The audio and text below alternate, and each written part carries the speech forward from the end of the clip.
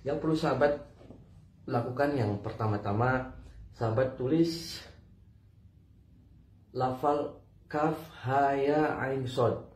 Ini Allah dan Muhammad bawahnya. Di sini sahabat tulis nama.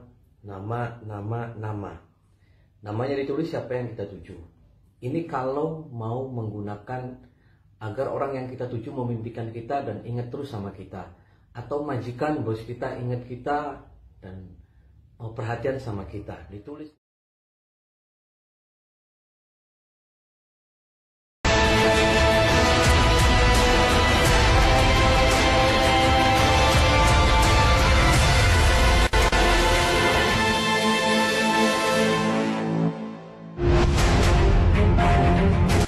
Assalamualaikum warahmatullahi wabarakatuh. Pemirsa Ruqyah yang dicintai Allah Ta'ala, salah satu hubungan sesat antara jin dan manusia adalah memanfaatkan jin untuk mencapai suatu tujuan yang dilarang oleh Allah.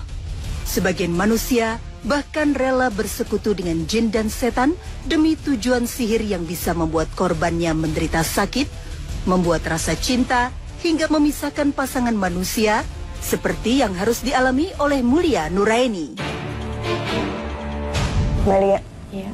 Apa yang ingin diceritakan, apa yang ingin dicurhatin nih Mbak? Biar Ustadz Muhammad Faizar dan juga Ustadz Irawan dengar. Iya, jadi awalnya gini, kemarin nggak lama saya mau sholat, tiba-tiba ada yang narik dari belakang. Terus saya selesaiin sampai selesai. Duhur kayak gitu lagi, ada yang narik. Terus pas asar, saya mental. Jadi badannya tuh kayak mental ke tembok. Terus dicoba lagi, bismillah, mental lagi. Sampai 3 kali, mental lagi kayak gitu. Terus teriak. Kalau selama ini ada mimpi yang dirasakan enggak? Ada kuburan mungkin? Iya, mimpiin orang meninggal, mimpi dikejar-kejar ular. Separuh tubuh sakit mungkin? Kaki paling. Sakitnya kayak apa? Kesenggeram. Daerah mana yang sering sakit? Kaki kanan. Sering mimpi ini enggak seakan-akan jatuh dari tempat tinggi? Sering banget. Sering? Iya. Sampai kebangun itu. Saya rasa ini jenis-jenis ilmu pelet. Kalau seperti ini keadaannya. Hingga mata yang dia serang. Sekarang matanya sering ngerasa buram atau kunang-kunang? Iya. Nanti akan kita obati juga insya Allah.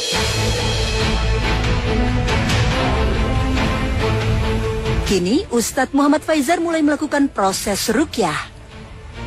Kalam ilahi dibacakan, titik konsentrasi Mulia Nuraini semakin ditajamkan. Benar saja, jin yang selama ini berdiam di dalam dirinya mulai terganggu. Gerak-geriknya menjadi semakin aneh, seiring kesadarannya yang mulai diambil alih. Selain tangisan, jin kafir yang merasuki wanita muda ini membuat ciri gerak tubuh tertentu, yaitu lompatan yang berulang. Jangan tunjukin di mana. Di mana kamu ditanam? Tak seperti beberapa pasien yang telah saya temui, wanita yang tinggal di Wangon, Banyumas ini membuat saya heran dengan gerak lompatan kecil yang dilakukannya, terutama ketika akan mengarahkan kami ke suatu titik. Dalam kondisi ini, seorang pasien ruqyah yang terjebak jeratan sihir secara otomatis akan merasakan reaksi tarik kuat untuk menunjukkan lokasi di mana buhul sihir ditanamkan. Tiba-tiba ketika Ustadz Muhammad Faizar menyiramkan air ruqyah, wanita muda ini langsung kehilangan keseimbangan. Jin membawa tubuhnya terus berputar. Jin yang bersarang tak hanya satu. Begitupun buhul yang ditanam. Di tengah kendali jin, tubuh Mulia kembali bergerak. Kali ini menuju bagian kebun di samping rumahnya. Mas Belia masuk, ayo. Sekali lagi, saya memperhatikan reaksi yang berbeda dari sihir pelet yang menjerat wanita 26 tahun ini. Ketika jin mengambil alih, tubuh Mulia Nuraini secara otomatis bergerak. Kali ini lebih menyerupai sebuah gerakan tarian.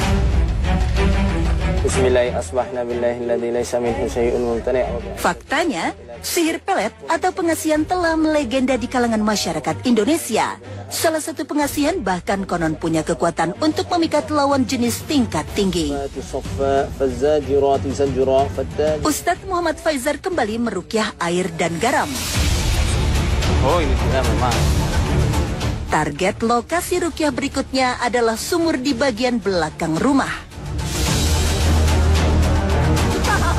Jin telah terpojok, tak bisa lagi mengelak ketika kami menemukan tempatnya selama ini bersarang. Hal ini terlihat dari tangisan Mulia ketika kedok sihir pelet mulai terbongkar. Ya, pemirsa, sumur ini menjadi ladang kehidupan dan bahkan biasanya menjadi sumber penghidupan di dalam rumah tangga. Nah, biasanya para tukang sihir sering sekali meminta denah rumah dan mereka akan mentarget sumur dan juga di area-area yang vital di dalam sebuah rumah. Maka ketika kita bacakan ayat ruqyah khusus yang dituliskan oleh Syekh Wahid Abdul Salam Bali hafizahullah taala, seketika itu juga jin yang mengganggu Mbak Lia selama ini bereaksi lebih keras daripada sebelumnya. Nah, selanjutnya baru kita akan berikan air yang ada di sumur ini untuk langsung disiramkan ke bagian tubuhnya. Sambil disiramkan air sumur yang telah dirukyah ke seluruh badan, Mulia juga terus meniatkan di dalam hati untuk meluruhkan semua titik sihir lewat jari-jarinya. Sok-sok, sok-sok. Di sela-sela jari juga. Alhamdulillah, setelah melalui proses panjang, kini kondisi Mulia semakin membaik dan sudah bisa mengendalikan diri. Alhamdulillah pemirsa, setelah kita berikan air sumur, ya, yang ini sumur keluarga ya, sudah lama? Oh, orang malah justru orang-orang sekitar itu lebih baik lagi. Maka sekalian kita ruqyah supaya penduduk sini semuanya keruqyah semuanya. Ya, ini langsung sadar. Tinggal kita berlanjut ke langkah pengobatan selanjutnya. Racikan ramuan herbal akan menjadi penyempurna ikhtiar kesembuhan proses ruqyah. Bismillahirrahmanirrahim. Qul huwallahu ahad, Allahus samad, lam yalid wa lam yulad wa lam yakul lahu kufuwan ahad. Tepung talbinah diriwayatkan oleh Aisyah radhiyallahu anhu, Rasulullah bersabda, talbinah dapat menyegarkan hati orang yang sakit dan dapat menghilangkan sebagian rasa sedih. Ini sebabnya talbinah disebut sebagai salah satu obat ala Rasulullah. Sementara secara ilmiah, bubuk talbinah bisa mengobati beragam gangguan pencernaan, seperti mengurangi perut kembung dan masuk angin, menstabilkan produksi asam lambung, hingga membantu melancarkan proses pencernaan makanan. Suapan bubur talbinah seakan menjadi racun bagi jin yang menebar sihir pelet di dalam tubuh Mulia. Ini dampak musik ya Mbak ya. Walaupun itu buat senam, akan ada dampaknya bagi setan. Makanya saya sarankan sekali yang punya gangguan jin, sihir atau yang lainnya, kalau mau menenangkan hati dan pikiran, pakai Al-Quran. Jangan pakai musik, apalagi musik-musik yang diselingi dengan, mohon maaf, meditasi atau yang selainnya. Kita sudah punya sholat, kita sudah punya zikir, kita sudah bisa membaca Al-Quran. Itu saja. Dan insya Allah kita akan menemukan ketenangan hakiki yang nggak pernah bisa dicapai oleh ritual apapun. Saatnya berlanjut ke herbal tahap kedua dari proses ruqyah. Bismillahirrahmanirrahim.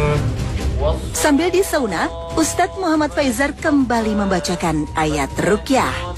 Proses sauna seperti ini memakan waktu sekitar 15 menit. Inna ilahakum lawahid, Rabbus samawati wal ardi wa ma bainahuma wa rabbul masyariq.